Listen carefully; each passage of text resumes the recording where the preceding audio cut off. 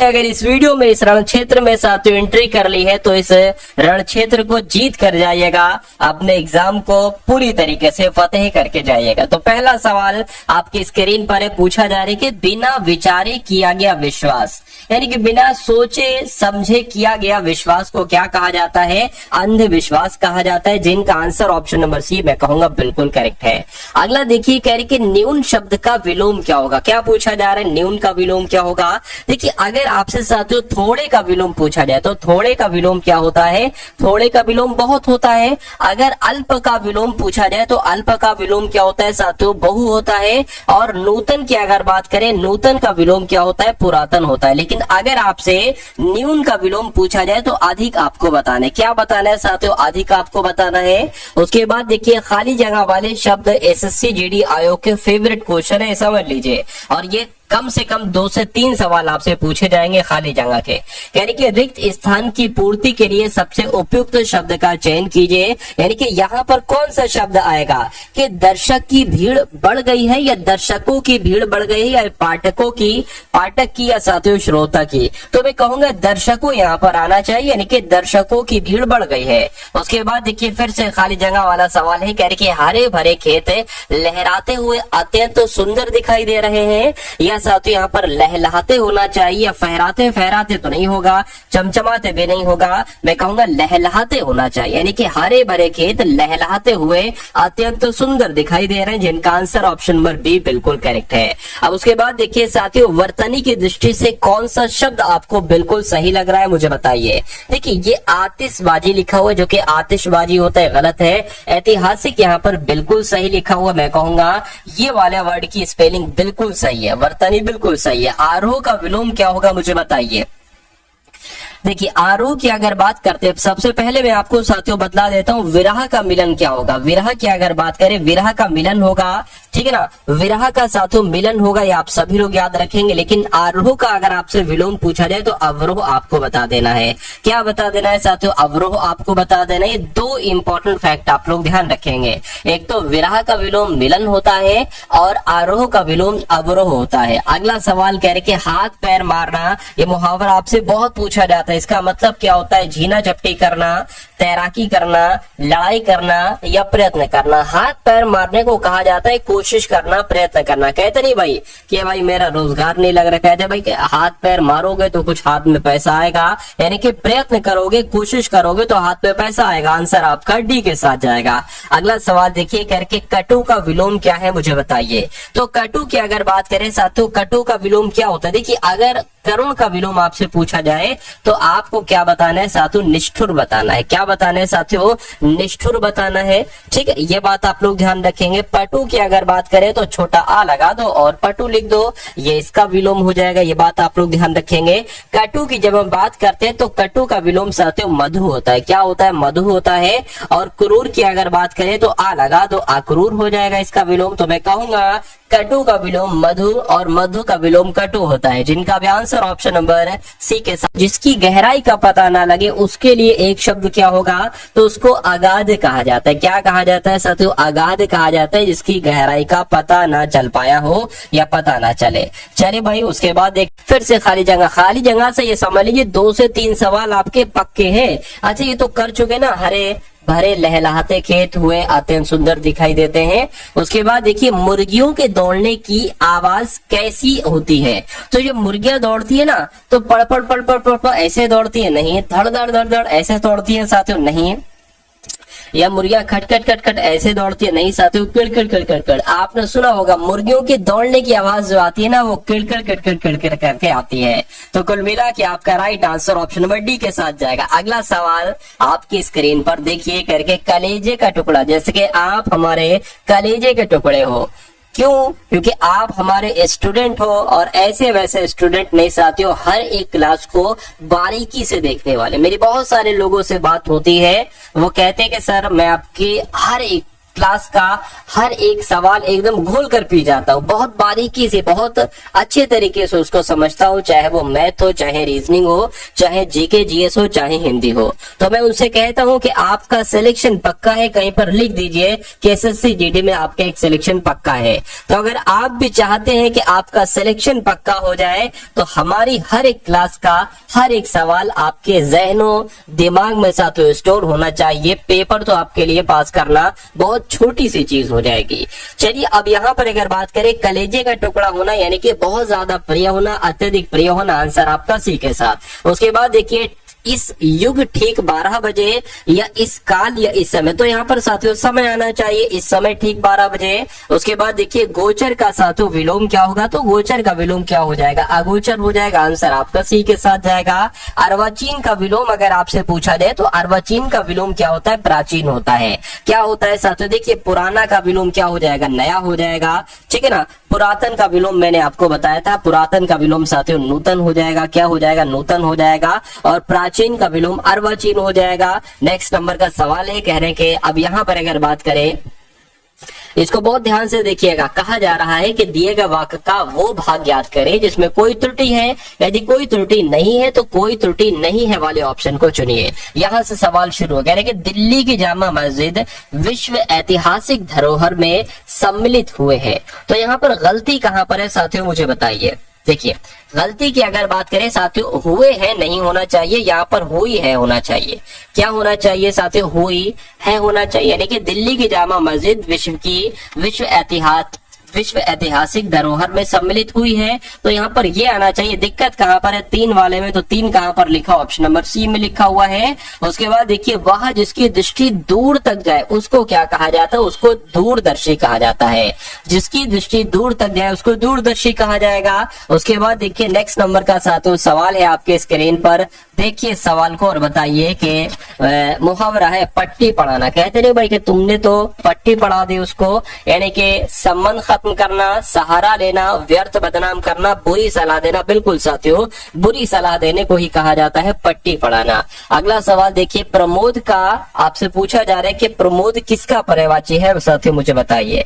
चलिए तो आपका राइट आंसर साथियों क्या हो सकता है, फटाफट आप लोग बताइए। देखिए प्रमोद की अगर बात करें, प्रमोद हर्ष को कहते हैं, हर्ष उल्लास कहते हैं, आनंद, ठीक है, आमोद, प्रमोद। तो ये साथियों आपका हर्ष का एक तरीके से पर्यायवाची हो जाएगा। अब यहाँ पर अगर बात करें 20 क्वेश्चंस आपने देखे किसके साथियों, पूरी एक तरीके से हिंदी के। अब सामान्य ज्ञान प्लस करंट अफेयर के हम लोग देखेंगे पूरे 20 सवाल, उसके बाद रीजनिंग के क्वेश्चंस लेंगे और मैथ के क्वेश्चंस लेंगे। यानी कि सिलेक्शन, ये समझ लीजिए सिलेक्शन आपके लिए बहुत छोटी चीज हो जाएगी। उस मुकाम तक मैं आपको पहुंचा दूंगा कि एसएससी जीडी का किसी भी शिफ्ट का पेपर आपको मिल जाए, बहुत बुरी तरीके से उसको आप सॉल्व करके क्रैक करें। चलिए तो सम्राट अशोक अगर बात करते हैं, अकबर का मकबरा कहां पर है, तो आगरा का किले में साथियों अकबर का मकबरा है, आपको मालूम होना चाहिए, आगरा में। अगला सवाल है कह रहे कि गोलकुंडा किला किस भारतीय राज्य में है, तो मैं कहूंगा साथियों गोलकुंडा का किला कहां पर है, तेलंगाना में। कहां पर है साथियों,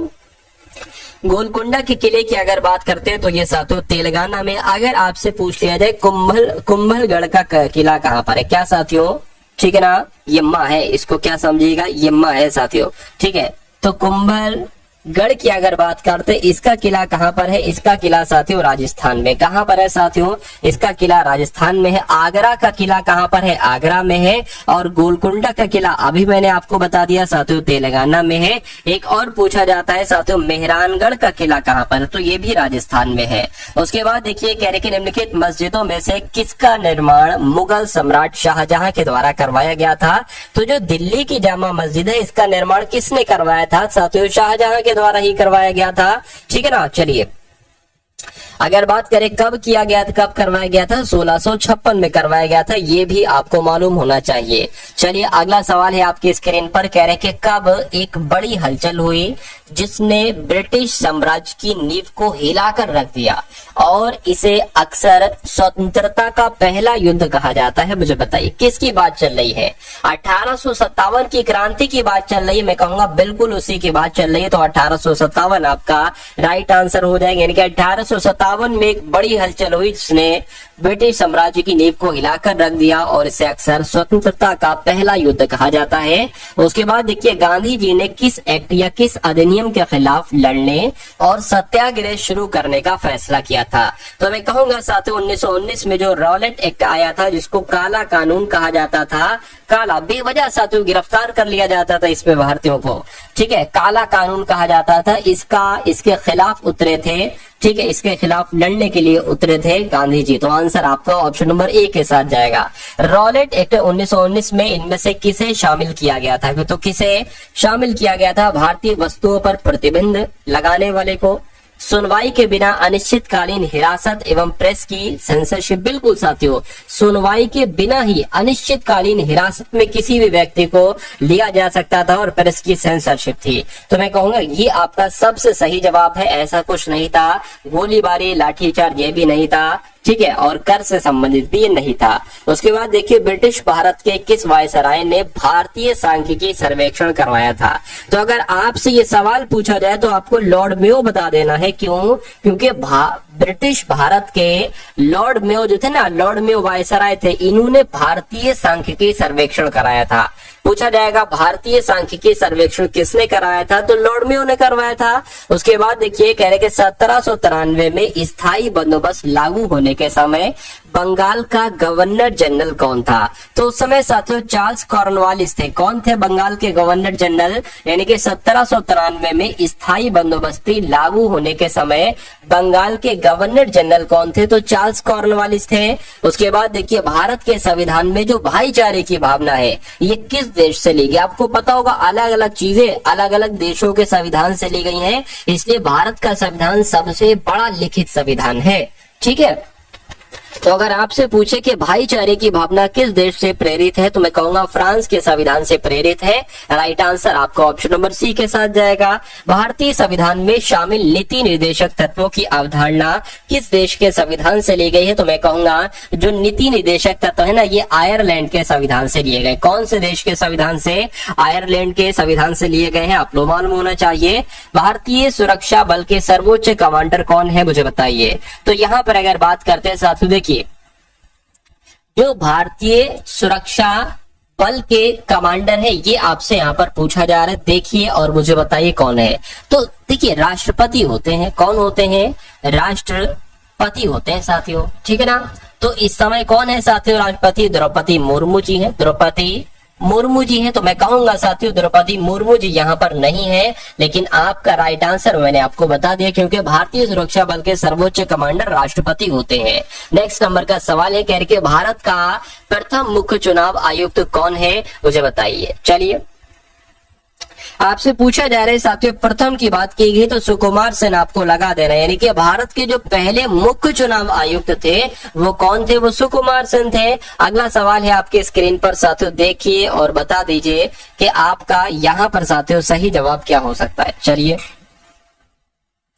देखिए कह रहे कि राज्य चुनाव आयुक्त की नियुक्ति कौन करते हैं? तो राज्य चुनाव आयुक्त की नियुक्ति साथियों कौन करते हैं? आपको मालूम होना चाहिए, राज्यपाल करते हैं। राज्यपाल ही साथियों राज्य चुनाव आयुक्त की नियुक्ति करते हैं, ये आप सभी लोगों को मालूम होना चाहिए। राइट आंसर आपका डी के साथ जाएगा। बांधों और उनकी स्थिति वाले राज्यों का निम्नलिखित में से कौन सा युग्म सुमेलित नहीं? ये क्वेश्चन साथियों बहुत इंपॉर्टेंट है। ये क्वेश्चन की अगर बात करें बहुत इंपॉर्टेंट। देखिए स्टेनली जलाशय कहाँ पर है? तो ये तमिलनाडु में, यहाँ से एक सवाल बन सकता है। गोविंद सागर कहाँ पर है? ये हिमाचल प्रदेश में, यहाँ से दूसरा सवाल बन सकता है। शांति सागर केरल में, मैं कहूंगा ये भैया केरल में नहीं है, तो ये कहाँ पर है? ये कर्नाटक में। क्या ये कर्नाटक में शांति सागर? और नागार्जुन सागर कहाँ पर है? ये आंध्र प्रदेश में है। तो कौन सा सुमेलित नहीं है? मैं कहूंगा ऑप्शन नंबर सी वाला सुमेलित नहीं है, तो यही आपका राइट आंसर है। उसके बाद देखिए कह रहे कि किसको मिल्क मैन ऑफ इंडिया कहा जाता है? मिल्क मैन ऑफ इंडिया, तो मैं कहूंगा वर्गीस कुरियन की जब हम बात करते हैं तो वर्गीस कुरियन को क्या कहा जाता है? मिल्क मैन ऑफ इंडिया कहा जाता है। चलिए भाई उसके बाद देखिए अगला सवाल है, कह रहे कि 22वें विधि आयोग यानी कि लॉ कमीशन के अध्यक्ष साथियों कौन है, मुझे बताइए। तो इनके नाम की अगर बात करें, इनका नाम न्यायमूर्ति ऋजुराज अवस्थी है। क्या नाम इनका है? ऋतुराज अवस्थी इनका नाम है और ये 22वें विधि आयोग के अध्यक्ष बन चुके हैं। उसके बाद देखिए किसे प्रेस इंफॉर्मेशन ब्यूरो के प्रधान महानिदेशक के रूप में नियुक्त किया गया, तो शेफाली बी शरण इनका नाम है और शेफाली बी शरण को प्रेस इंफॉर्मेशन ब्यूरो के प्रधान महानिदेशक के रूप में नियुक्त किया गया है। ये साथियों करंट अफेयर के सवाल है, जब भी आप देखें साथियों इंग्लिश में ऑप्शन है तो करंट अफेयर के सवाल आप समझ जाए कि ये पहचान मैं आपके लिए लाता हूँ। चलिए उसके बाद देखिए कह रहे कि भाभा परमाणु अनुसंधान केंद्र के 14वें महानिदेशक अभी हाल फिलहाल में बने हैं, तो कौन बने हैं साथियों? विवेक भसीन बने हैं। ये भी क्वेश्चन बहुत इंपॉर्टेंट है। उसके बाद देखिए नेशनल ग्रीन ट्रिब्यूनल के नए अध्यक्ष कौन बने हैं, तो इनका नाम है साथियों जस्टिस प्रकाश श्रीवास्तव और जस्टिस प्रकाश श्रीवास्तव नेशनल ग्रीन ट्रिब्यूनल के नए अध्यक्ष बने हैं। अगले नंबर का सवाल है, किसे आवास और शहरी मामलों के मंत्रालय में निदेशक के रूप में नियुक्त किया गया? तो किसको नियुक्त किया गया साथियों? सुनील कुमार यादव जी को आवास और शहरी मामलों के मंत्रालय में निदेशक के रूप में नियुक्त किया गया है, जिनका आंसर ऑप्शन नंबर बी है। मैं कहूंगा बिल्कुल करेक्ट है। तो अब साथियों आपके सामने यहाँ पर रीजनिंग के क्वेश्चंस होंगे। सबसे पहले रीजनिंग के क्वेश्चंस होंगे, उसके बाद साथियों मैथ के क्वेश्चंस होंगे और बहुत टॉप लेवल के और बहुत इंपॉर्टेंट क्वेश्चंस हैं आपके ये रीजनिंग और मैथ के क्वेश्चन। पहला सवाल है करके प्रतिरोध का जो संबंध ओम से है वही संबंध बल का किससे होगा? वोल्ट से, अंश से, न्यूटन से या साथियों रेडियन से। जैसे कि मैं आपको बता देता हूं साथियों प्रतिरोध का मात्रक क्या होता है? प्रतिरोध का मात्रक ओम होता है। तो उसी प्रकार बल का मात्रक क्या होता है? बल का मात्रक न्यूटन होता है। इसलिए राइट आंसर आपको ऑप्शन नंबर सी हो जाएगा। उसके बाद देखिए अगला सवाल है कह रहे कि नीचे दी गई शीट को मोड़कर, यानी कि ये जो आपके सामने दिया गया ये पूरा, इसको अगर मोड़ा जाए और साथियों इस प्रकार बने बॉक्स में उस फलक का चयन करें जो 4 बिंदु दर्शाने वाले फलक के विपरीत फलक पर हो। यानी कि आपसे कुल मिला के इतनी बात कही जा रही है कि जो 4 बिंदु वाला फलक है ना, इसके विपरीत पर कौन सा हो सकता है? तो 4 बिंदु सबसे पहले कहां पर है साथियों? यहां पर है। 1 बिंदु, 2 बिंदु, 3 बिंदु, 4 बिंदु। इसका विपरीत क्या होगा? इसका विपरीत साथियों होगा ये 6 वाला। आप लोग ध्यान रखेंगे 4 का अगर विपरीत पूछा जाए तो साथियों 6 हो जाएगा। उसके अलावा अगर बात करें पूछा जाए 1 का विपरीत क्या होगा तो 2 होगा। और बचा क्या साथियों? अब ये 5 वाला बचा और ये 3 वाला बचा, तो मैं कहूंगा 5 का विपरीत क्या हो जाएगा? 3 हो जाएगा। तो 4 का आपसे पूछा गया था 4 का ना, तो 6 का 6 हो जाएगा। तो 6 कहां पर है साथियों? बिंदु ऑप्शन नंबर ए वाले में है, तो यही आपका बिल्कुल करेक्ट आंसर है। चलिए अब उसके बाद देखिए साथियों नेक्स्ट नंबर का सवाल है, कहा जा रहा है आपसे कि अब यहाँ पर आपको बताने साथियों डिक्शनरी के अकॉर्डिंग आपको लगाना है। इसमें से 5 वर्ड्स में से सबसे पहला वर्ड साथियों कौन सा आएगा, इतनी सी बात आपको बताना है। देखिए STU यहाँ पर है, STU यहाँ पर है, STU यहाँ पर है, STU यहाँ पर है, STU यहाँ पर है। अब N पहले आता है या F पहले आता है तो मैं कहूंगा F पहले आता है। F पहले आता है या P तो मैं कहूंगा F पहले आता है। F पहले आता है या M तो मैं कहूंगा F पहले आता है साथियों। तो ये 4 वाला सबसे पहले आ जाएगा, ठीक है ना। उसके बाद साथियों अब मुझे बताइए STU M यहाँ पर है, M यहाँ पर, P तो बाद में आता है, N भी बाद में आता है। तो इन दोनों में से पहले कौन सा आएगा? B वाला सबसे पहले आ जाएगा। P तो बाद में आता है ना, तो 2 हो गया, ये भी हो गया साथियों। अब उसके बाद कौन सा आ जाएगा? ये वाला आ जाएगा, यानी कि 1 आ गया। अब बचा आपका 3 और 5 STU। अब यहाँ पर P 16 पर है, N 14 पर होता है, तो ये वाला पहले आएगा, यानी कि 5 हो गया और फिर आपका साथियों 3 हो गया। तो 421 53 कहां पर लिखा हुआ है? 421 53 साथियों ऑप्शन नंबर बी में लिखा हुआ है। तो इस प्रकार आंसर आपका जो जाएगा वो ऑप्शन नंबर बी के साथ जाएगा। उसके बाद देखिए अगला सवाल है आपकी स्क्रीन पर, कह रहे कि SO खाली जगह, ठीक है, TAS है। अब यहाँ पर भी खाली जगह, ATA फिर खाली जगह, NAT और फिर साथियों खाली जगह, ONA और फिर साथियों A खाली जगह। तो इसको आपको बताने कैसे क्या हो पाएगा यहाँ पर। अब देखिए सबसे पहले लेटर काउंट कर लीजिए, 1 2 3 4 5 6 7 8 9 10 11 12 13 14 15 16 17 18 19 20 21 22 23, ठीक है ना। 20 21 22 23 24 हो गए क्या? देखते हैं जरा। 1 2 3 4 5 6 7 8 9 10 11 12 13 14 15 16 17 18 19 20 21 22 23 23 हो पा रहे हैं यहाँ पर, तो ठीक है ना। 23 हो पा रहा है, चलिए कोई दिक्कत नहीं। तो 23 बनना है ना, तो एक काम करो, अगर ये 23 बनना है तो इसको एक सेकंड के लिए 24 मान लो, क्योंकि 24 जब अगर आप साथियों मानोगे ना तो 6-6 का हम साथियों बना सकते हैं, 6-6 के पेयर हम बना सकते हैं। ठीक है, चलिए कोई दिक्कत नहीं। यानी कि 1 2 3 4 5 6 ये अलग हो गया, 1 2 3 4 5 6 ये अलग हो गया, और 1 2 3 4 5 6 1 2 3 4 5 6 अलग हो गया, और 1 2 3 4 5 ये 5 वाला रहेगा अंतिम वाला। अब देखिए यहाँ पर साथियों जब हम लोग बात करते हैं, जब हम लोग यहाँ पर बात करते हैं साथियों, आप देख पा रहे हैं कि शुरू में SO आ रहा है और अंत में TA आ रहा है। अंत में TA तो है लेकिन SO नहीं है, तो O यहाँ पर बना दिया।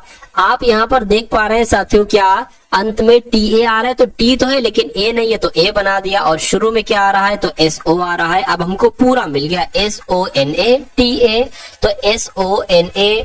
ठीक है, अब यहाँ पर क्या आ जाएगा, A के बाद T आ जाएगा, और यहाँ पर क्या आ जाएगा, SONA। देखिए अब SONATA, SONATA और SONAT। अब यहाँ पर अगर और होता तो यहाँ पर साथ तो A भी आ जाता। खैर अभी इसकी जरूरत भी नहीं है। अब आपको देखना है कि आप अपने पेन से कौन कौन सी चीजें लिखी हैं। आपने A लिखा है, N लिखा है, A लिखा है, ON लिखा है, और साथ SO लिखा हुआ है, और A और S लिखा है, और T लिखा है। तो मैं कहूंगा साथियों, मैं क्या कहूंगा कि ये ऑप्शन कहाँ पर लिखा हुआ है, ये ऑप्शन तो साथियों NAONSOAST, तो साथियों कहाँ पर लिखा हो, जरा मुझे बताइए। देखिए NAO, ठीक है, NAONONSO।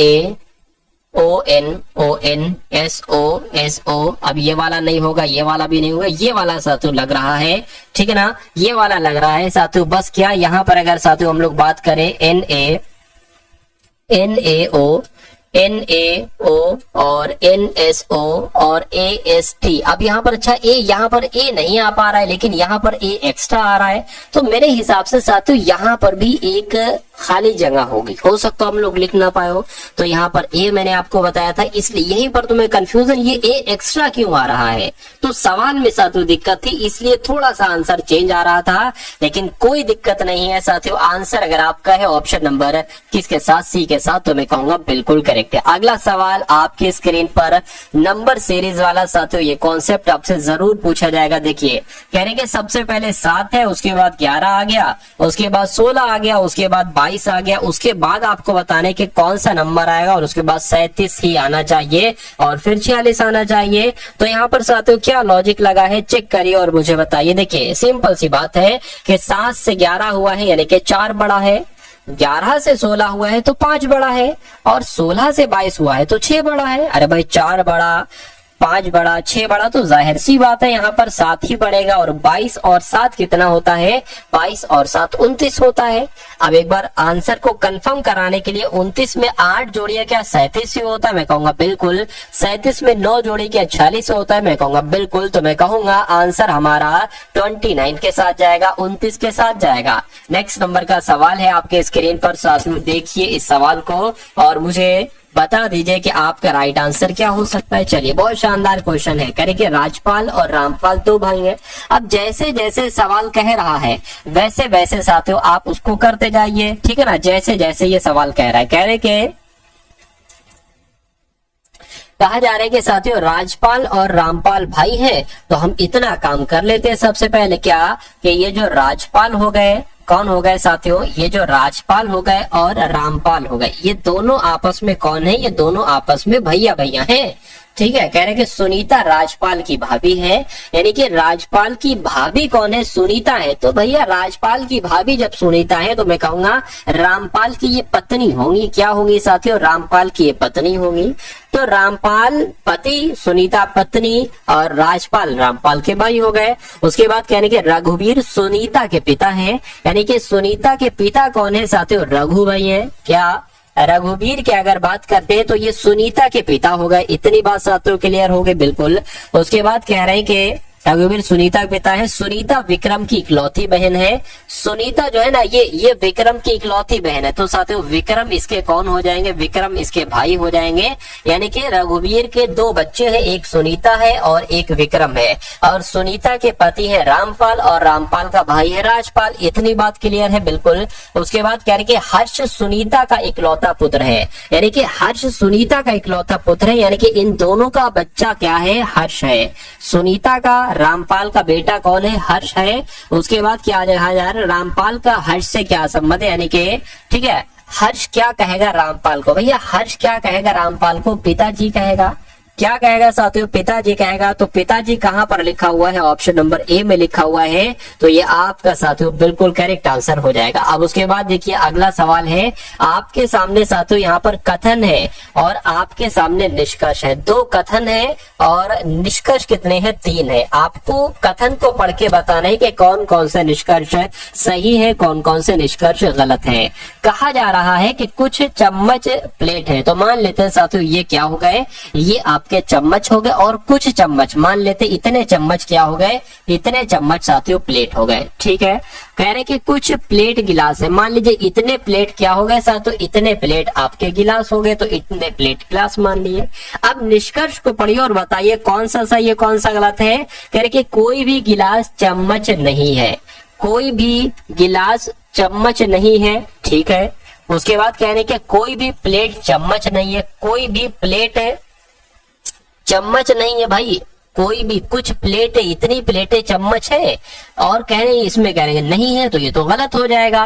कह रहे कि कुछ गिलास चम्मच। अच्छा एक चीज यहाँ पर आप देखिए, कह रहे कि कोई भी गिलास चम्मच नहीं है और यहाँ पर कह रहे कि कुछ गिलास चम्मच है। अरे भाई एक बात कहो, बात तो एक सही होगी ना, बात तो एक सही होगी कि कुछ कोई भी गिलास चम्मच नहीं, या तो ये सही हो जाए या कुछ गिलास चम्मच है ये सही। जब ऐसी कंडीशन सवाल में आ जाए कि भाई दोनों में से कोई एक बात सही होगी, तो हम पता क्या मानेंगे, हम ये मानेंगे या तो 1 या 3 वाला कथन सही है, अनुसरण करता है, और 2 वाला तो ऑलरेडी साथियों गलत हो गया। तो ऐसा कहां पर लिखा हुआ, ऐसा साथियों यहाँ पर लिखा हुआ है कि या तो निष्कर्ष 1 या निष्कर्ष 3 अनुसरण करता है। ये कंडीशन आप लोग ध्यान रखेंगे, एग्जामिनर ऐसी कंडीशन देता है और हजारों बार बच्चा इस सवाल को गलत करके चला आता है, फिर वो कहता है मेरा सिलेक्शन रुक गया भैया, इतने नंबर से रुक गया, उतने नंबर से रुक गया। तो साथियों आपको हर एक कॉन्सेप्ट करवाया जाएगा, आपको हर एक छोटी से छोटी चीज,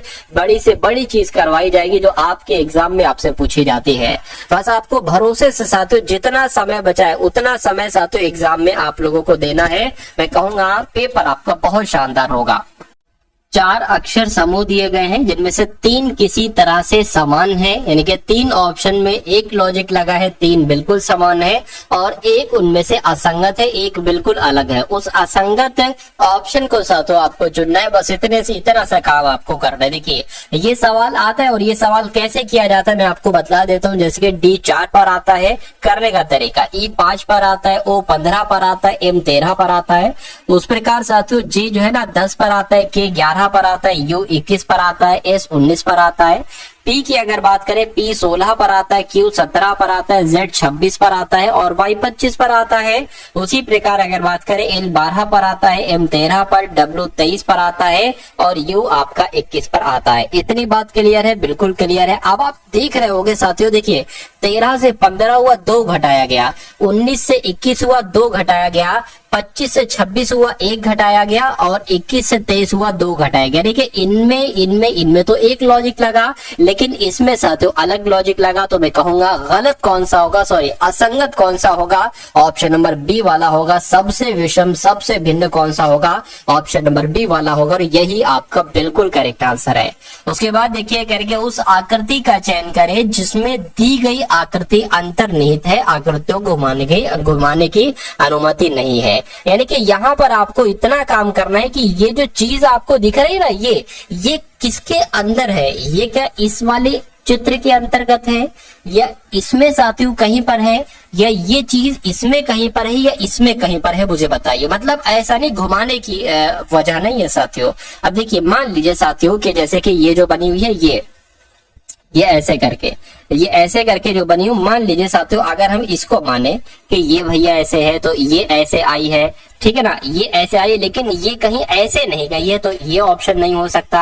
इसकी अगर बात करें, इसमें थोड़ी सी टेढ़ी है और इसमें साथियों ऐसे है, तो ये इसलिए ऑप्शन नहीं हो सकता। अगर हम इसको देखें तो ये यहाँ पर आई है, ये यहाँ पर आई है, ठीक है। अब ये यहाँ पर गई है लेकिन ये यहाँ पर मिली नहीं है, ये इसको मिलना चाहिए था, इसलिए ऑप्शन नहीं हो सकता। यहाँ पर भी ऐसे साथियों कोई हमको नहीं दिख पा रही है। अगर हम यहाँ पर बात करते हैं साथियों, देखने की जरा कोशिश कीजिए, अगर हम इसको ऐसे करके ले जाएं और इसको ऐसे करके ले जाएं और ऐसे करके ले जाएं और इसमें मोड़ दें, तो बिल्कुल साथियों जैसे यहाँ पर वैसे आकृति यहाँ पर है। तो मैं कहूंगा कि आंसर आपका कौन सा जाएगा, ऑप्शन नंबर ए के साथ जाएगा। ऐसा सवाल भी साथियों आपसे पूछा जाएगा, तो आपको हर टाइप से, यानी कि जैसे एग्जामिनर आपके सामने सवाल रख दे, आपको हर एक प्रकार से तैयार करना, ये समझ लीजिए मेरा कर्तव्य है और मैं इस कर्तव्य को बखूबी अच्छे, बहुत अच्छे अंदाज में साथियों पूरा करूंगा। और मैं आपकी उम्मीदों पर, आपका जो पेपर आएगा उस पेपर पर मैं पूरा खरा उतरूंगा। ये देखिएगा साथियों, मैं पूरी कोशिश करता हूँ, क्योंकि मेरी मेहनत में अगर कमी नहीं है तो मैं कहूंगा साथियों ऊपर वाला भी देखता है कि जिसकी मेहनत में कमी नहीं होती है उसका फल जरूर मिलता है। और मेरी मेहनत का फल मुझे कब मिलेगा? मेरी मेहनत का फल साथियों क्या है? मेरी मेहनत का फल साथियों आपका सिलेक्शन है। अगर आपका सिलेक्शन होता है, यानी कि मैं अपनी मेहनत पर खरा उतरा, मुझे मेरी मेहनत का फल मिल गया। भले मुझे इनडायरेक्टली कुछ ना मिला हो आपके सिलेक्शन से, लेकिन मुझे वो मिला है जो कोई दे नहीं सकता। वो एक खुशी जो होती है साथियों सिलेक्शन की, क्योंकि मैं कहूंगा साथियों हजारों का सिलेक्शन हो चुका है एसएससी जीडी में। एसएससी जीडी में सबसे ज्यादा सिलेक्शन दिए हैं साथियों, समझ लीजिए टारगेट सिलेक्शन ने, क्योंकि फरवरी 2024 वाला जो पेपर हुआ था इसमें हजार का सिलेक्शन हुआ है टारगेट सिलेक्शन से पढ़ के। तो अगला नंबर आपका है, इसलिए मैं बार बार आपसे कहता हूं कि चैनल पर अगर आप लोग नए हैं तो चैनल को सब्सक्राइब कर लीजिए, बेल आइकन पर क्लिक कर लीजिए और डिस्क्रिप्शन में ग्रुप्स का लिंक है उसको भी साथियों ज्वाइन कर लीजिएगा इस वीडियो को देखने के बाद। चलिए अब अगर बात करें 15 को, जैसे 225 सिंपल सा भाई 15 का स्क्वायर 225 होता है, उसी प्रकार 24 का स्क्वायर क्या होता है, जिसको नहीं पता है तो वो 24 क्यों ना 24 से करा ले। 4 चौक 16 साथियों 9 आ जाएगा, यहाँ पर 48 आ जाएगा, ये 6 आ गया, ये साथियों 17 आ गया। 576 होता है तो 576 कहां पर लिखा हुआ है? ऑप्शन नंबर डी में लिखा हुआ है। अगला सवाल है आपके स्क्रीन पर, देखिए इस सवाल को देखिए साथियों, कह रहे कि 5 8 14 बना दिया गया है, 9 6 21 बना दिया गया है, 4 10 13 बना दिया गया है, तो 7 2 को क्या बनाया जा सकता है? इतनी सी बात आपको बताने। देखिए अगर हम साथियों क्या करें, अगर हम इसको डबल कर दें, 5 को डबल और इसको आधा कर दें, तो मैं कहूंगा इन दोनों को जोड़ने पर 14 ही आता है और ये 14 ही बना है। उसी प्रकार अगर हम इसको आधा कर दें और इसका डबल कर दें तो 18 3 21 ही आता है, बिल्कुल साथियों। उसी प्रकार इसको अगर डबल कर दे और इसको साथियों आधा कर दे, कितना? 13 आता है, बिल्कुल। उसी प्रकार इसको अगर साथियों डबल कर दे और इसको आधा कर दे तो 15 आ रहा है। क्या 15 ऑप्शन में है? मैं कहूंगा बिल्कुल 15 ऑप्शन में, ऑप्शन नंबर ए वाले में है। उसके बाद देखिए नेक्स्ट नंबर का साथियों सवाल है आपकी स्क्रीन पर, देखिए और बताइए राइट आंसर यहाँ पर आपका क्या होगा। कह रहे कि यदि n का अर्थ है गुणा, तो n का अर्थ क्या है साथियों? n का अर्थ गुणा है। टी का अर्थ क्या है साथियों? टी का अर्थ माइनस है।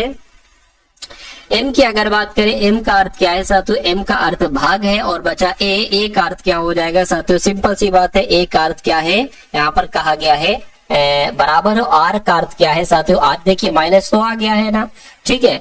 और ए का अर्थ यहाँ पर क्या हो जाएगा? बराबर हो जाएगा। और साथियों आर का अर्थ क्या हो जाएगा? यहाँ पर प्लस हो जाएगा, यहाँ पर प्लस हो जाएगा।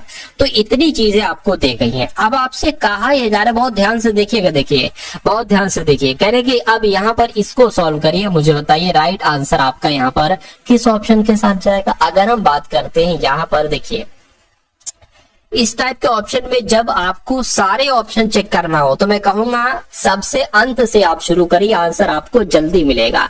अगर यहाँ पर 36 की बात करें, जैसे कि यहाँ पर साथियों क्या है, मान लीजिए 36 है, तो साथियों यहाँ पर मैंने 36 लिखा। एम का अर्थ क्या है? एम की अगर बात करते हैं ना, एम का अर्थ साथियों यहाँ पर भाग है, तो यहाँ पर साथियों भाग आ जाएगा। ये 18 है और एन का मतलब क्या है? एन का मतलब गुणा है, तो यहाँ पर गुणा आ जाएगा।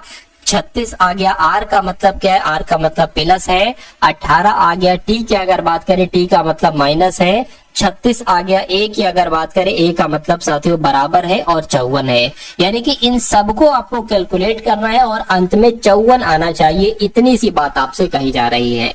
चलिए तो इसको सॉल्व करते हैं। अगर 54 आ जाता है इन सबको कैलकुलेट करके तो हमारा यही आंसर हो जाएगा, वरना फिर हम साथियों ऑप्शन नंबर सी वाले को चेक करेंगे, ऑप्शन नंबर बी वाले को। चलिए तो 18 दूना 36 यानी कि इस पूरे की जगह पर 2 आ जाएगा, गुणा 36 आ गया, प्लस आपका ये कितना आ जाएगा, माइनस का 36 आ जाएगा। कितना आ जाएगा साथियों, माइनस का 36 आपका यहाँ पर आ जाएगा। चलिए माइनस का 36 आ गया बराबर 54 आ गया। क्या इसको कैलकुलेट करके 54 आ रहा है, एक बार देखिए जरा। 36 गुना साथियों कितना हो जाएगा, 72 हो जाएगा। 72 माइनस 36 कितना होता है, तो 72 अगर माइनस 36 की अगर बात करें, 12 में से 6 जाएगा, 6 बचेगा, ये 6 हो जाएगा, 6 में से 3। बिल्कुल साथियों 54 बचना चाहिए, यहाँ पर कितना बच रहा है साथियों, आपका 36 बच रहा है। चलिए कोई दिक्कत नहीं है साथियों। यहाँ पर आना क्या चाहिए था, यहाँ पर साथियों 54 आपका आना चाहिए था, लेकिन बचा क्या आपका, देखिए कोई दिक्कत हो रही है। यहाँ पर 18 तो साथियों जोड़ ही नहीं। ठीक है, फिर से मैं आपको समझा देता हूँ। देखिए एक बार इसको हम यहाँ से स्टार्ट करते हैं, इसको हम यहाँ से स्टार्ट करते हैं। सिंपल सी बात है साथियों, क्या कहा गया, 18 एकम 18, 18 दूना 36, 2 आ गया, यहाँ पर 36 आ गया, प्लस आपका साथियों कितना आ गया, 18 माइनस 36 आ गया, ये बराबर 54 आना चाहिए। ठीक है, अब ये कितना हो जाएगा, 72 हो जाएगा, प्लस 18 हो जाएगा, माइनस 36 हो जाएगा। तो अब 72 और 18 कितना होता है साथियों, 72 18 आपका 10 हो जाएगा, ये 8 और 90 हो जाएगा। यानी कि 90 में से अब आपको 36 को घटाना है। तो 90 में से जब साथियों 36 को घटाएंगे 4 आ जाएगा और यहाँ पर 5 आ जाएगा। तो मैं कहूंगा साथियों 54 आपका आंसर आ रहा है, यानी कि 54 बराबर आ गया, तो मैं कहूंगा यही आपका राइट आंसर हो जाएगा। थोड़ी सी दिक्कत मिस्टेक हो गई थी मुझसे यहाँ कहीं पर। चलिए उसके बाद देखिए नेक्स्ट नंबर का सवाल है साथियों आपके स्क्रीन पर। देखिए सवाल को और साथियों बता दीजिए कि आपका राइट आंसर यहाँ पर क्या होगा। कहने के सबसे पहले यहाँ पर 1 आया है, फिर 18 आया है, फिर 64 आया है और फिर 512 आ गया। कभी भी अगर आपको कभी भी नंबर अगर बहुत ज्यादा गैपिंग से बढ़ रहा है तो इसका मतलब है कि यहाँ पर गुणा हो रही है, लेकिन यहाँ पर एक अलग लॉजिक ही मुझे दिख रहा है। क्योंकि साथियों जब हम 8 की बात करते हैं तो ये 2 का क्यूब है और ये साथियों 4 का क्यूब है, और जाहिर सी बात है 512 साथियों किसका क्यूब है, ये 8 का क्यूब है। अरे भाई अब इसको साथियों हम 1 को कह सकते हैं 1 का क्यूब है। भाई 1 का दुगना हुआ, ठीक है, 2 आ गया, यहाँ पर डबल हो रहा है, यहाँ पर जैसे कि 1 का डबल 2, ठीक है, 1 का डबल 2 हो गया, 2 का डबल 4 हो गया, 4 का डबल 8 हो गया और 8 का डबल 16 हो जाएगा। और सब में क्यूब दिख रहा है तो साथियों 16 का क्यूब ही आंसर आपका हो जाएगा।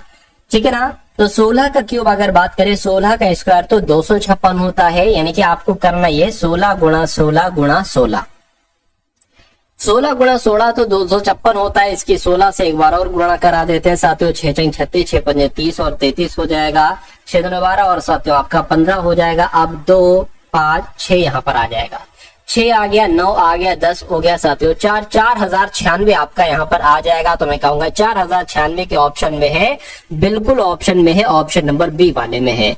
चलिए भाई अब उसके बाद देखिए नेक्स्ट नंबर का सवाल है आपके स्क्रीन पर। बताइए ये सवाल का आपका राइट आंसर क्या होगा। पूछा जा रहा है कि एक निश्चित कूट भाषा में कहा जा रहा है कि GROWTH को OIGHGW लिखा जाता है, तो आपको बताना है GODREJ को क्या लिखा जा सकता है। मुझे इतना सा तो समझ में आया कि जो लगभग यहाँ पर लेटर्स लिखे वही लगभग लेटर्स यहाँ पर लिखे हैं, यानी कि इन्हीं लेटर से साथियों आंसर आपका बनेगा। तो कैसे बन रहा है साथियों, इसको हम लोग थोड़ी सी खोजबीन करते, GROWTH और उसके नीचे इसको लिख लेते हैं साथियों OIGH, ठीक है, और GW। अब आप यहाँ पर थोड़ा सा अच्छे से अगर देखेंगे तो आप साथियों एक चीज यहाँ पर पहचानेंगे। आप क्या चीज पहचानेंगे कि G यहाँ पर थी तो यहाँ पर आ गई है, O यहाँ पर था यहाँ पर आ गया है, W यहाँ पर था यहाँ पर आ गया है, और H यहाँ पर था यहाँ पर। लेकिन ये I से R कैसे बना है, T से G कैसे बना है, तो मैं आपको कई बार बता चुका हूँ साथियों कि A का अपोजिट Z होता है, B का अपोजिट साथियों Y होता है, C का अपोजिट X होता है और D का अपोजिट साथियों क्या होता है, W होता है। ठीक है ना, इतनी बात मैं आपको बता चुका हूँ। और मैं एक चीज आपको लिखता हूँ साथियों, शट गेज।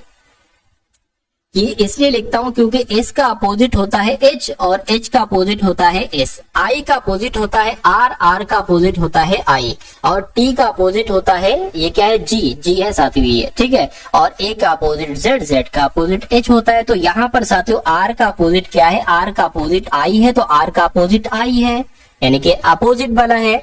और यहाँ पर टी का अपोजिट क्या हो जाएगा साथियों, टी का अपोजिट जेड बस, जी मैंने आपको बताया तो ये हो गया। अब उम्मीद करता हूँ लॉजिक आप समझ चुके होंगे, यानी कि अब आपको क्या करना है साथियों, यहाँ पर मैं आपको बता देता हूँ जी ओ डी, और साथियों यहाँ पर अगर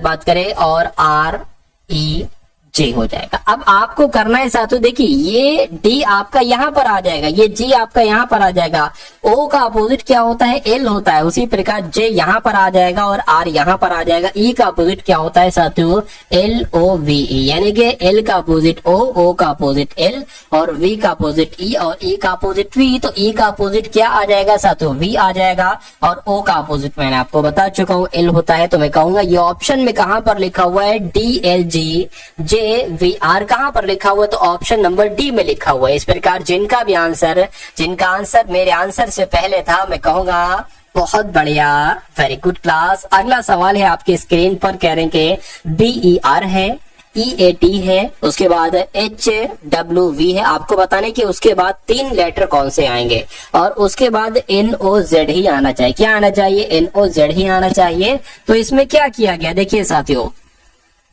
बी से ई हो गया यानी कि 3 बढ़ाया गया है, ई से एच हुआ है यानी कि 3 बढ़ाया गया। अब एच यानी कि एच में 3 बढ़ाएंगे तो मेरा मानना है साथियों 3 जब बढ़ाओगे एच में तो कितना आ जाना चाहिए साथियों, के आ जाना चाहिए, यानी कि यहाँ पर आपका के आ गया है, ठीक है।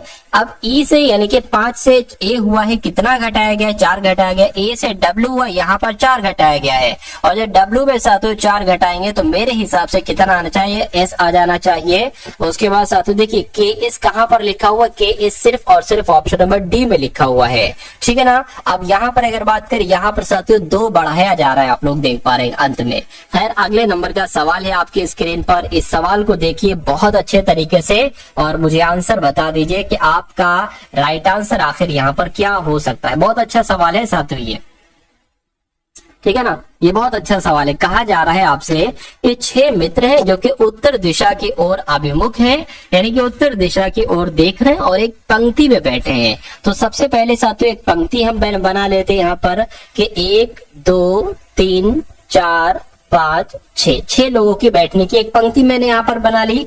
कहा जा रहा है कि मेहर पश्चिम छोर पर बैठा है। देखिए ये आपका है, ठीक है, पूर्वी छोर। अरे भाई ये होता है ना, तो इधर वाला ये पूर्व हो जाता है, ये पश्चिम हो जाता है, ठीक है, और उत्तर आपका ये हो जाता है। तो वही तो कहा जा रहा है कि सभी का दिशा उत्तर की तरफ है, यानी कि ये बंदा जो है ना ये सब ऊपर की तरफ देख रहे हैं।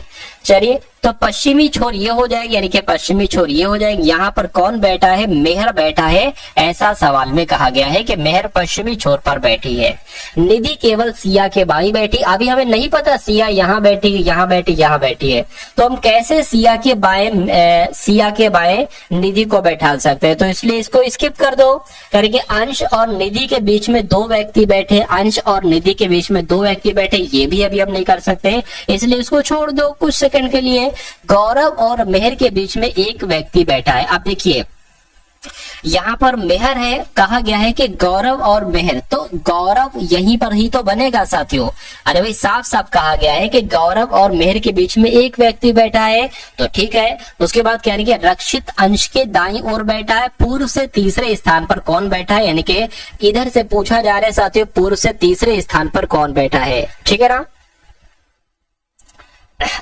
कितने लोग थे, 6, 1 2 3 4 5 6 लोग थे।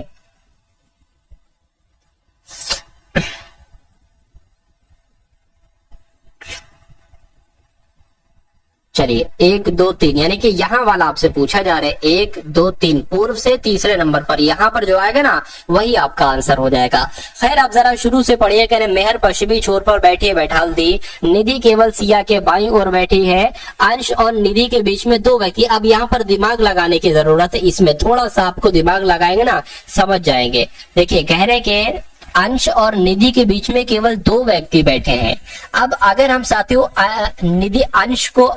निधि को यहाँ बैठा ले और फिर अंश को हमें यहाँ बैठाना पड़ेगा, क्योंकि बीच में 2 व्यक्ति बैठाना है। तो इसलिए अगर मान लीजिए अंश को हम यहाँ बैठाल दे और निधि को हम यहाँ बैठाल दे तो हमारा ये क्राइटेरिया पूरा हो जाएगा, कहने के अंश और निधि के बीच 2 व्यक्ति बैठे, 1 व्यक्ति 2 व्यक्ति, ठीक है ना। अब साथियों उसके बाद क्या कहा गया है कि निधि केवल सिया के बाईं ओर है, निधि केवल सिया के बाईं ओर है, यानी कि सिया यहाँ पर बैठेगी, ठीक है। अब बचा कौन साथियों, अब रक्षित बचा और रक्षित साथियों यहाँ पर बैठ जाएगा। तो आपसे पूछा जा रहा है कि पूर्व से तीसरे नंबर पर कौन है, तो रक्षित है, तो मैं कहूंगा रक्षित आपका बिल्कुल करेक्ट आंसर हो जाएगा।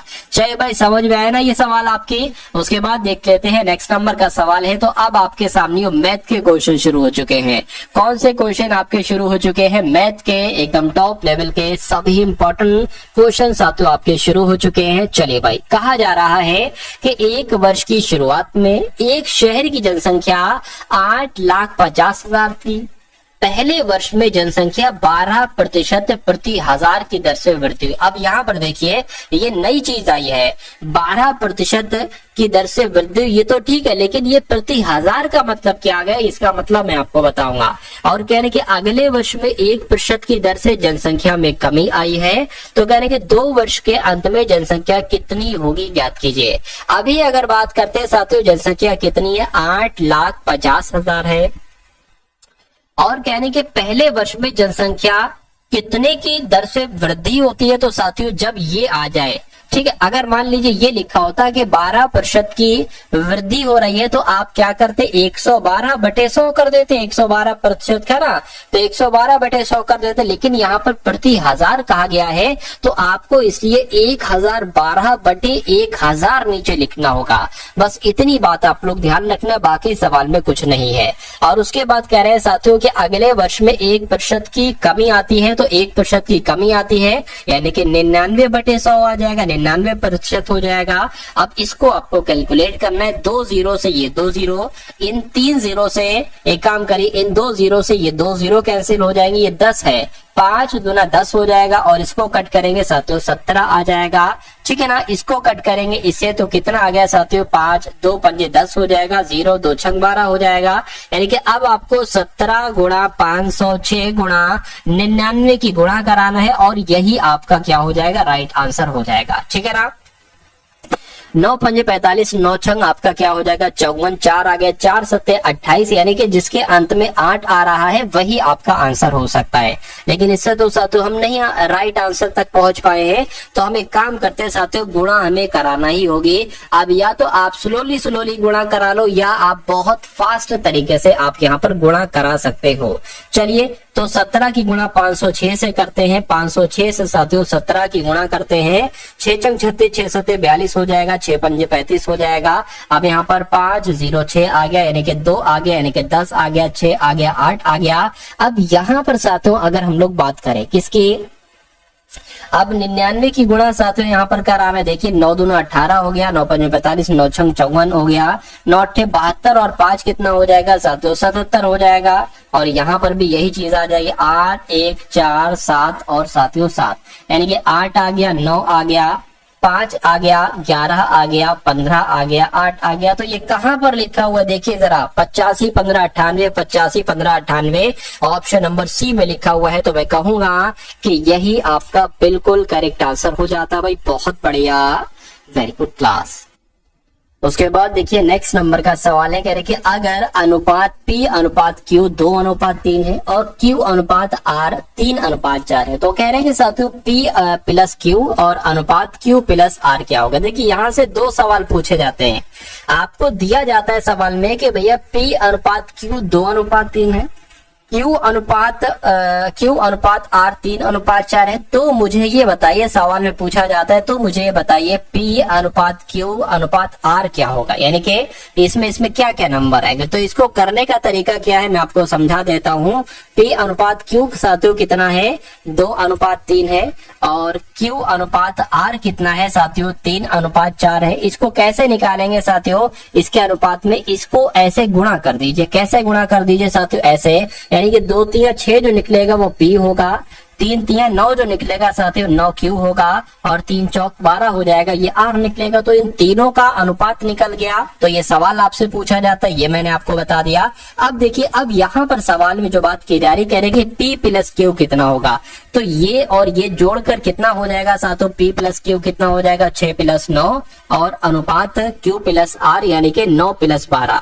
तो 9 प्लस 12 हो गया, ये कितना हो जाएगा 15 हो जाएगा और ये कितना हो जाएगा साथियों 21 हो जाएगा। तो इनका अनुपात निकाल लीजिए, 3 से कट करें तो 3 पंजे 15 हो जाएगा, 3 से कट करें 3 सत्ते 21 हो जाएगा। तो 5:7 कहां पर लिखा हुआ है, मैं कहूंगा ऑप्शन नंबर ए में लिखा हुआ है। नेक्स्ट नंबर का सवाल है आपके स्क्रीन पर साथियों, इस सवाल को देखिए और मुझे बताइए राइट आंसर आपका क्या होगा। ये सभी के सभी कॉन्सेप्ट आपके एग्जाम में आएंगे, तो समझदारी इसी में होगी कि एग्जाम से पहले अगर आप इन सभी प्रश्नों को तैयार कर लेते हैं तो मेरा मानना है कि एग्जाम हॉल में आपको कोई टेंशन, कोई परेशानी, कोई दिक्कत सहने को नहीं मिलेगी, क्योंकि आपका पहले से ही सब कुछ तैयार होगा। देखिए यानी कि यदि 5 आरोही क्रम वाले क्रमिक विषम पूर्णांकों का औसत क्या रहा है, कितनी संख्याओं की बात की गई है, 5 संख्याओं की बात की गई है। और कैसी 5 संख्याओं की बात की गई है, आरोही क्रम वाले क्रमिक विषम पूर्णांकों की बात की गई है। तो मान लेते हैं साथियों वो 5 क्रमिक विषम संख्याएं क्या है, पहली संख्या x है, ठीक है ना। दूसरी संख्या क्या हो जाएगी, x प्लस 2 हो जाएगी, ये हो गई। और उसके बाद वाली साथियों क्या हो जाएगी, एक तरीके से x प्लस 4 हो जाएगी। और उसके बाद वाली साथियों x प्लस 6 हो जाएगी। इतनी बात क्लियर है। और साथियों फिर क्या हो जाएगी, x प्लस 8 हो जाएगी। कितनी संख्या है, 5। तो 1 2 3 4 5 हो गई। इन सब को जोड़ दो, इन सब को संख्याओं को आपस में जोड़ोगे और 5 से भाग करोगे तभी तो औसत पता चलेगा। औसत यहाँ पर 11 दे रखा है, लेकिन अगर मैं कहूं इन सभी संख्याओं का योग कितना होगा, तो योग साथियों क्या हो जाएगा 11:5 यानी कि 55 ये आपका योग बन जाएगा, ठीक है ना। 55 ये आपका योग बन जाएगा। इनको सबको जोड़ो, कैसे जुड़ेगा ये, 1x 2x 3x 4x 5x यानी कि टोटल कितने x है, 5x है। और संख्याओं को जोड़ दो, 8 6 14 14 4 18 18 19 20 यानी कि कितना आ गया साथियों 20 आ गया। तो मैं कहूंगा कि 5x प्लस 20 बराबर 55 हो गया। अभी अगर 20 यहाँ से घट जाए, क्यों, क्योंकि ये प्लस का है, बराबर के उधर जाएगा, माइनस का आ जाएगा। तो कितने 45 35 हो जाएंगे, यानी कि 5x बराबर 35 हो गया।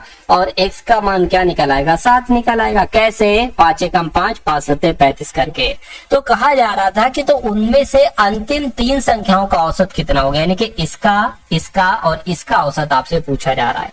तो भैया जब x बराबर 7 है तो 7 प्लस 4 कितना हो जाएगा 11 प्लस 7 प्लस 6 कितना हो जाएगा 13 और ये कितना हो जाएगा x प्लस 8 यानी कि 7 प्लस 8 कितना हो जाएगा साथियों 15 हो जाएगा। तो इसको साथियों कैलकुलेट करा लीजिए, 3 से भाग करा लीजिए। देखिए 15 और 11 25 एक 26 26 और साथियों कितने हो जाएंगे 39 हो जाएंगे। तो मैं कहूंगा 39 की भाग 3 से करा दीजिए, 3 एकम 3 3 3 9 हो जाएंगे, यानी कि 13 क्या निकलेगा ये साथियों अंतिम 3 संख्याओं का औसत निकलेगा। तो यही आपका बिल्कुल करेक्ट आंसर हो जाएगा। और जिनका भी आंसर यहाँ पर है ऑप्शन नंबर डी के साथ, मैं कहूंगा आंसर आपका बिल्कुल करेक्ट है भाई, बहुत बढ़िया, वेरी गुड क्लास। चलिए साथियों अब उसके बाद देख लीजिए नेक्स्ट नंबर का साथियों सवाल है आपके स्क्रीन पर। इस सवाल को देखिए और मुझे बता दीजिए कि आपका राइट आंसर क्या होगा। और आप साथियों कोशिश किया करिए कि मुझसे पहले आप आंसर दे दें, क्योंकि मुझे तो टाइम इसलिए लगता है साथियों 1 से 1.5 या कभी कभी 2 मिनट लग जाते हैं, इसलिए कि मैं आपको साथ में समझाता चलता हूँ। हर एक छोटी से छोटी, बड़ी से बड़ी चीज मैं आपको समझाता चलता हूँ, इसलिए मुझे समय लग जाता है। लेकिन आप तो साथियों सुपर फास्ट पकड़ लिया करो एकदम। चलिए अगला सवाल कह रहे कि एक व्यक्ति को एक वस्तु 7281 रुपए में बेचने पर 10% की हानि होती है, यानी कि साथियों जाहिर सी बात है वो उस वस्तु को 90% में बेचता है। कितने रुपए की, 7281 रुपए की, ठीक है। तो कहने के 10% का लाभ प्राप्त करने के लिए उसे इस वस्तु को किस कीमत पर बेचना चाहिए। अरे भाई 90% की वैल्यू 7281 है, 10% का लाभ यानी कि 110% में उस वस्तु को बेचना है। तो 7281 बटे 90% ये आ गई आपकी 1% की वैल्यू। इसको 110% की वैल्यू ज्ञात करना है तो 110 से गुणा कर लो, इसको भी 110 से गुणा करना पड़ेगा। इस 0 से ये 0 कैंसिल हो जाएगा, 9 एकम 9 9 72 0 9 81 आ जाएगा। यानी कि 809 की गुणा 11 से कर लो, कैसे 809, 2 बार लिख लो 809, 809, 809, 9 आ गया, 9 आ गया, 8 आ गया, 8 आ गया, यानी कि 8899 ये क्या हो जाएगा, आपका राइट आंसर हो जाएगा। तो मैं कहूंगा कि 7281 रुपए में बेचने पर अगर 10% की हानि होती है और आपको 10% का लाभ चाहिए तो उस वस्तु को 8899 रुपए में आपको बेचना होगा। चलिए उसके बाद देखिए अगला सवाल है आपकी स्क्रीन पर, देखिए सवाल को और मुझे बता दीजिए कि आपका सही जवाब क्या होगा। चलिए, तो कहा जा रहा है कि वो छोटी से छोटी संख्या ज्ञात कीजिए जिसे 1014 में जोड़ दें, जोड़ने पर ऐसी संख्या हमें प्राप्त हो जाए जिसे 3 से, जिसे 4 से, जिसे 5 से, जिसे 6 से विभाजित करा जाए तो कोई शेषफल ना बचे। यानी कि उस संख्या को 3 या 4 या 5 या 6 से विभाजित करें तो वो पूरी विभाजित हो जाए, कोई शेषफल ना बचे। तो इस टाइप के सवाल को आप कैसे करते हो, सबसे पहले तो इन संख्याओं का आप एलसीएम ज्ञात कर लो, 3 का, 4 का, 5 का, 6 का। कैसे करोगे साथियों, 2 से कट करो, ठीक है, तो 2 दूना 4, 2 पंजे 2 3 आ जाएगा। अब एक बार 2 और आएगा, ये वाला कट जाएगा, 3 से कर लो, 3 एकम 3, ठीक है, 3 एकम 3, 5 बच गया, एक बार 5 से कर लो, ये कट गया, 2 दूना 4, 4 3 12, 12 पंजे 60, यानी कि एलसीएम कितना निकला साथियों, एलसीएम आपका 60 निकला, ठीक है ना, एलसीएम आपका 60 निकला। इतनी बात क्लियर है बिल्कुल। अब देखिए, अब यहां पर अगर बात करते हैं साथियों, देखिए वो संख्या 60 का ही एक गुणज होगी। ये बात तो क्लियर है कि अगर हम एक ऐसी संख्या इसमें जोड़ दें तो वो संख्या 3 से, 4 से, 5 से, 6 से कट जाए, यानी कि वो संख्या कहीं ना कहीं 60 का गुणज होगी। तो मैं कहूंगा 60 गुणा के कर लूंगा, 60 गुणा के कर लूंगा, बिल्कुल कर लूंगा। आप कह रहे हैं कि 1014 प्लस आपका x मान लें, क्योंकि इसमें कोई संख्या जोड़ना है तो हमने x संख्या जोड़ दी और इनका जोड़ जो है ना वो 60 गुणा के बराबर होना चाहिए, यानी कि 60 का गुणज ही जो होगा वो 3, 4, 5, 6 से पूरा विभाजित होगा। इतनी बात क्लियर है बिल्कुल। अब एक काम आप ये करिए, ठीक है, अब आप एक काम ये करिए साथियों, क्या कि हम k का मान कितना निकालें, k की गुणा 60 की गुणा हम किससे करें कि हमें 1014 के आसपास साथियों मिल जाए।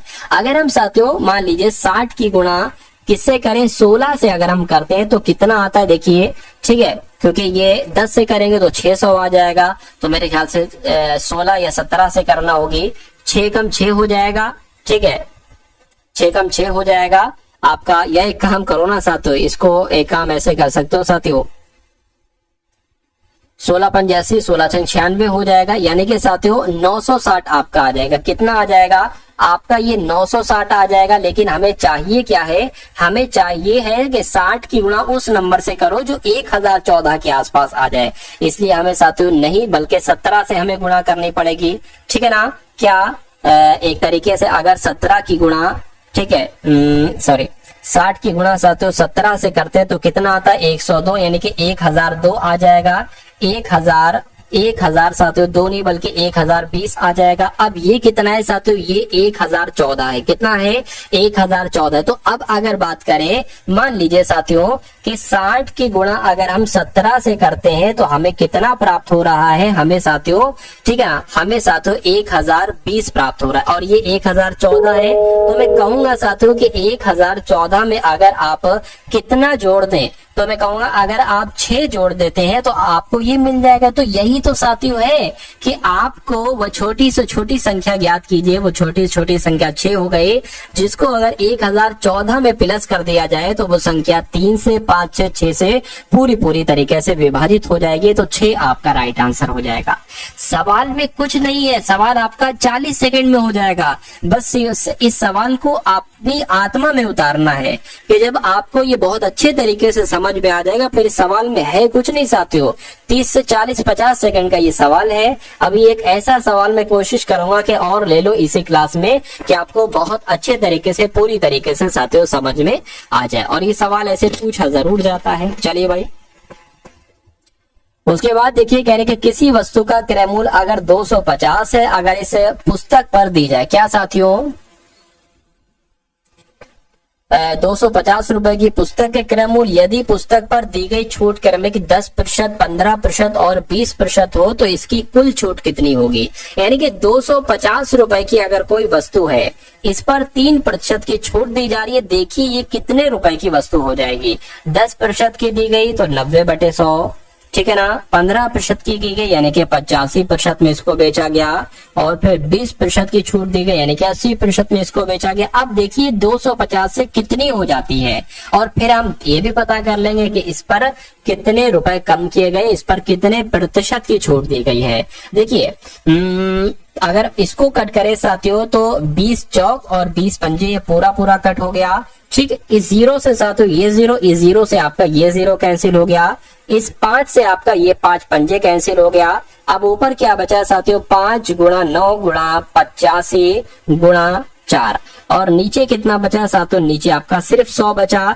इसको अगर कट करें, ये कट करेंगे 25 आ गया, इसको अगर कट करते हैं साथियों 5 आ जाएगा, 5 से कट करें तो 17 आ गया। यानी कि अब 17 गुणा 9 आपके पास बचा है, तो 17, ठीक है। नीम कितने होते हैं, 153 होते हैं, तो 153 में कहूंगा ये 250 रुपए की अगर वस्तु है, इस पर अगर 10% की, 15% की, 20% की छूट दी जाती है तो ये वस्तु 250 से होकर 153 की हो जाती है। यानी कि अगर हम बात करते हैं साथियों कि कितना माइनस किया गया, तो मैं कहूंगा साथियों 97 रुपए घटाए गए। तो अब आपको 97 को प्रतिशत में बदलना है, आपको पता चल जाएगा कि कितने रुपए की छूट दी गई।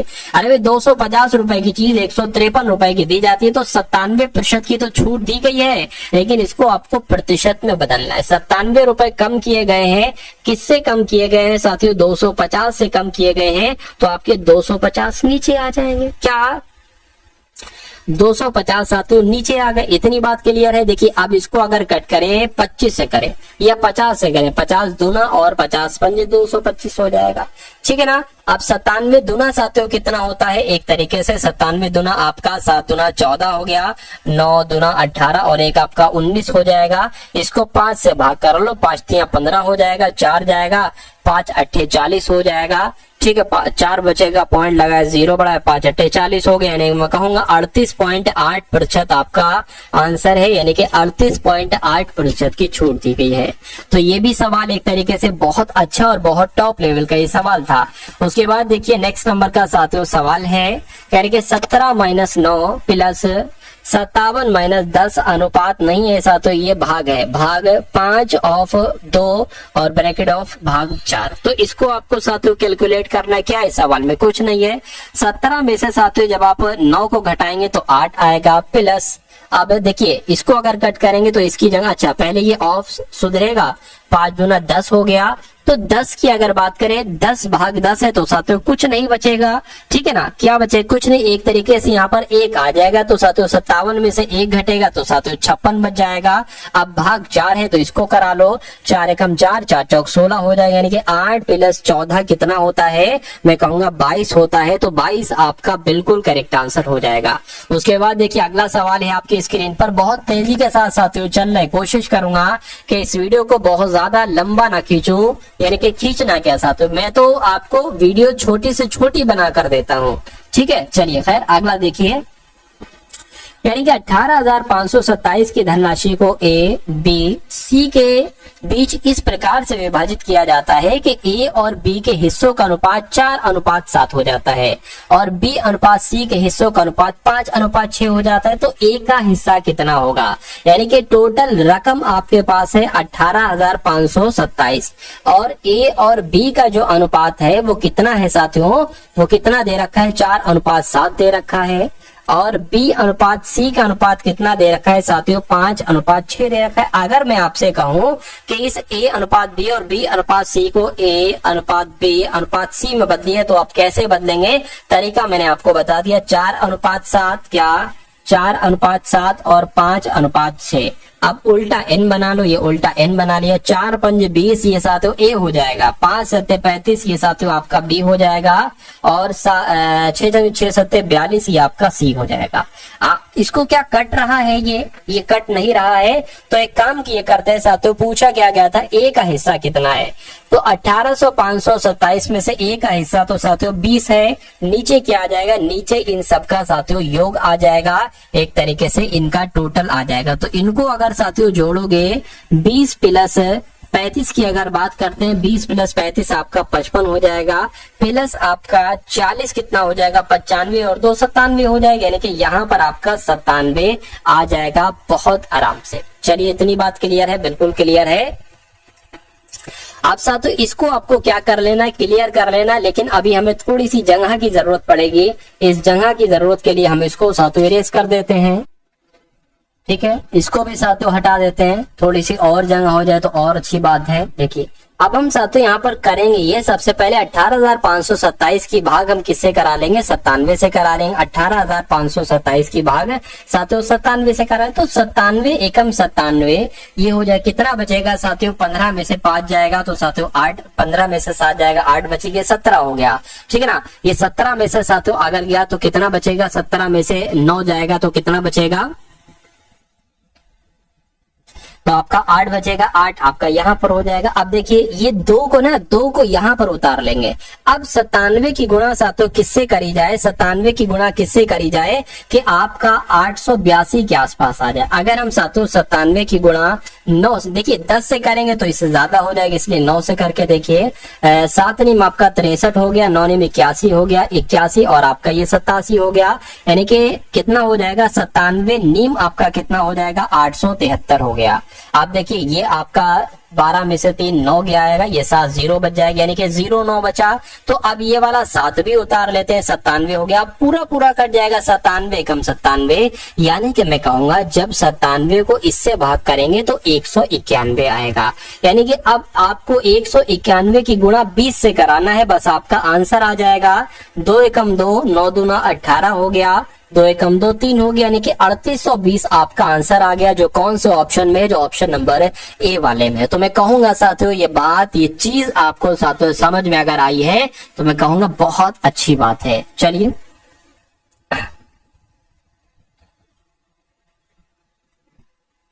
अब उसके बाद देख लेते हैं साथियों, नेक्स्ट नंबर का सवाल है आपकी स्क्रीन पर। इस सवाल को देखिए और मुझे बताइए राइट आंसर आपका क्या हो सकता है। कह रहे कि एक धनराशि को ए बी सी डी के बीच 5:2:4:3 में विभाजित किया गया है अनुपात में।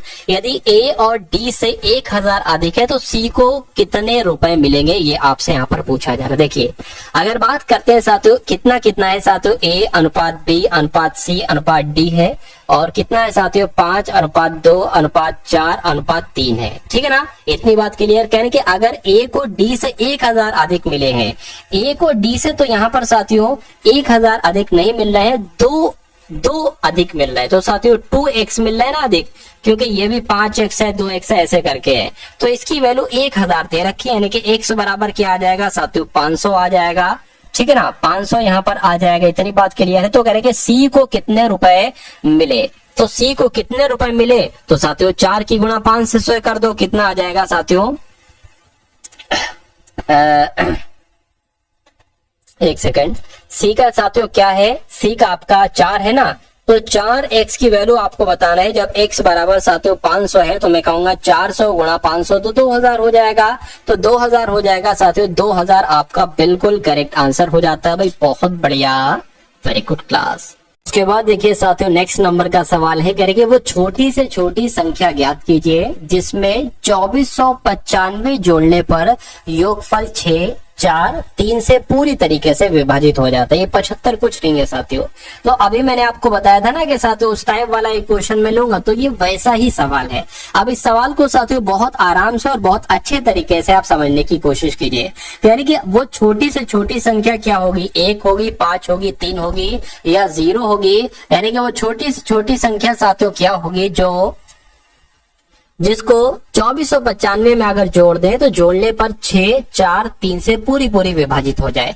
इस टाइप के सवाल में साथियों आप सबसे पहले 6 4 3 का एलसीएम निकाल लेंगे, 2 से कट करेंगे 2 3 2 दूना 3 ऐसे ही आ जाएगा, 2 से एक बार और कट होगा और एक बार साथियों 3 से यह कट होगा, तो 2 दूना 4 4 3 12, यानी कि एलसीएम साथियों कितना निकला, एलसीएम आपका 12 निकला। इतनी बात क्लियर है? कहिए बिल्कुल क्लियर है। अब देखिए, यानी कि वो संख्या जो 2495 में जोड़ दोगे वो कहीं ना कहीं 12 का गुणज होगी। 12 का गुणज होगी तो साथियों 12 हम के लिख सकते हैं, यानी कि वो 12 का गुणज होगी।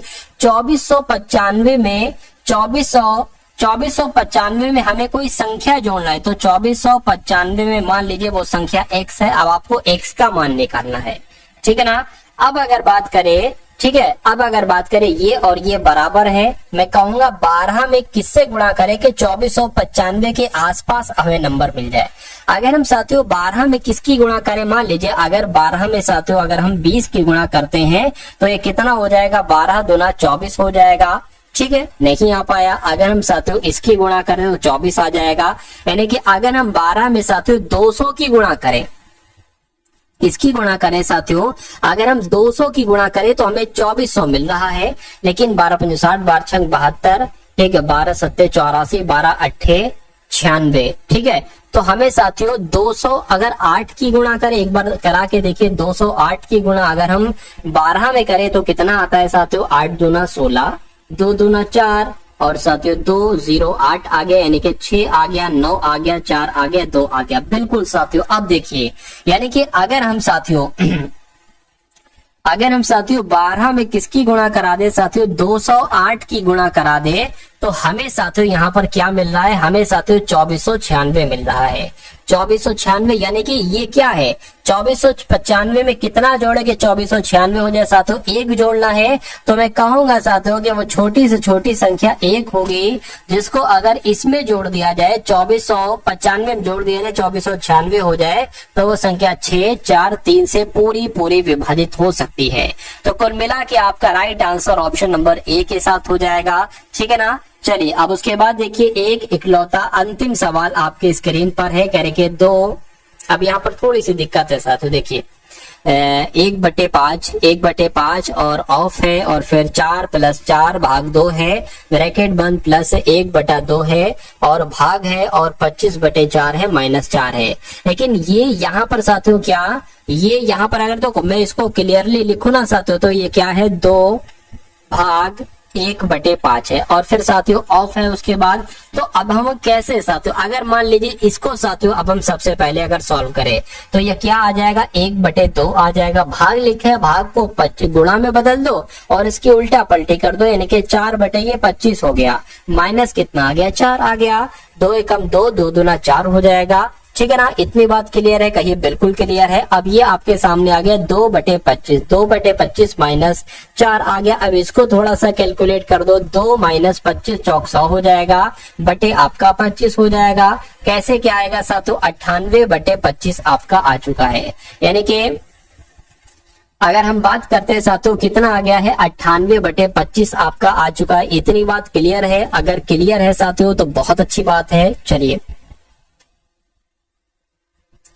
लेकिन यहाँ पर अगर बात करें, ये माइनस का साथियों आ रहा है क्योंकि 100 बड़ा नंबर है, 100 ना, उसमें माइनस लगा तो ये माइनस का 98/25 आ गया। तो अब हम साथियों इसको हटा देते हैं, किसको, इसको हटा देते हैं। चलिए माइनस का 98/25 हम यहाँ लिख देते हैं, यानी कि इस पूरे की जगह पर क्या आ जाएगा, -98/25 आ जाएगा। अब आपको इसको सॉल्व कर लेना है, यानी कि अगर हम साथियों इसको सॉल्व करें तो कितना आ जाएगा, 4 + 4 भाग 2 आ जाएगा, 2 एकम 2, 2 दूना 4, यानी कि इसकी जगह पर साथियों 6 आ गया, यानी कि यहाँ पर आपका क्या आ गया साथियों, 6 आ गया। इतनी बात क्लियर है। अब साथियों इसको सॉल्व कर लो, देखिए 2 लिखा हुआ गुणा कर लो, 1/5 लिखा है ना, तो 5/1 यहाँ पर आ जाएगा, बिल्कुल आ जाएगा। चलिए अच्छा एक काम करिए साथियों, यहाँ पर सॉरी, यहाँ पर ऑफ लगा है तो ये सबसे पहले साथियों इसका सॉल्व होगा। तो ऑफ का मतलब गुणा होता है, 1/5 हो जाएगा, भाग साथियों क्या हो जाएगा, भाग आपका 2 हो जाएगा, भाग आपका कितना हो जाएगा साथियों, एक तरीके से यहाँ पर 2 हो जाएगा। अब ये क्या हो जाएगा साथियों, सबसे पहले अब भाग नहीं सॉल्व होगी, गुणा सॉल्व, क्योंकि यहाँ पर ऑफ लगा था, यानी कि 2 भाग 5/6, ठीक है, -98/25 इतनी बात आपके सामने आ चुकी है। तो इसको एक काम करो साथी, गुणा में बदल लो, 2 गुणा 5/6 ना, तो 6/5 कर दो और -98/25 आपका ये आ गया। इतनी बात क्लियर है साथियों, कहिए बिल्कुल क्लियर है। अब उसके बाद साथियों 2, ठीक है, क्या हो गया साथियों, 2 गुणा 1/5 था 6, अच्छा सॉरी देखिए यहाँ पर एक दिक्कत हो गई। दिक्कत ये हो गई है कि 6/5 तो ये ऑलरेडी है। यहाँ पर मैंने साथियों क्या लिखना चाहिए, मुझे यहाँ पर लिखना चाहिए साथियों भाग 6/5 लिखना चाहिए। और यहाँ पर अगर बात करते हैं साथियों, जब इस भाग के निशान को मैंने किस में बदल लिया है, मैंने गुणा में बदल लिया है, तो ये 5/6 हो जाएगा।